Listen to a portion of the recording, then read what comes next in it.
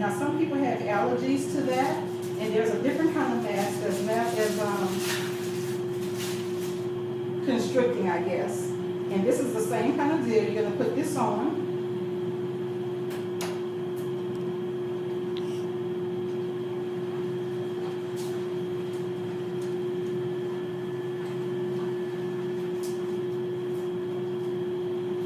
So at this particular facility, we have both styles of masks. Some people prefer one over the other.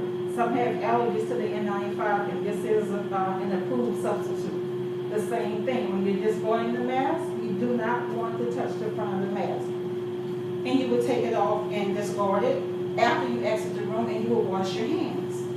If a patient is on neutropenic precautions, I don't have a sign for that, but neutropenic precautions is reverse isolation. It's an opportunity to protect your patient that may be immunocompromised, they may have cancer, they might have a host of different diseases where we need to protect them from ourselves.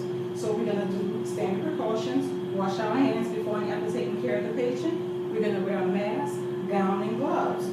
But if your patient's on neutropenic and we're protecting them from us, we don't need these N95 masks. The only thing we need is a regular surgical mask to protect them from us. This is the same mask we would use if a patient's on droplet precautions. Droplet surgical mask. If the patient has the flu, if they have mumps, if they have rubella, rhinovirus, pertussis, pneumonia, this is the mask that you will wear. And you're just going to tie it up.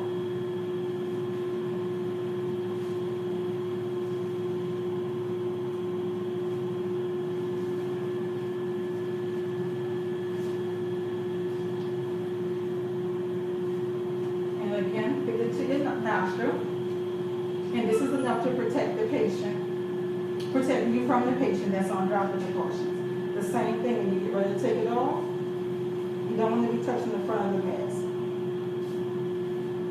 Take it off and discard it. Now, as part of this presentation, we would also have an opportunity for a pre-test and a post-test. There is tests with 5 questions, and I would like to know what was gained from this material. So I would have asked these 5 questions both before and both after, but due to time constraints, you really can't go over that. And the other thing that we would do is I would have the students don the personal protective equipment and take it off to ensure that they know how to put it on properly, as well as dispose of it without contaminating themselves. If there's any questions, feel free to ask them at this time. If not, I thank you for your undivided attention. And I hope that you learned something from this video.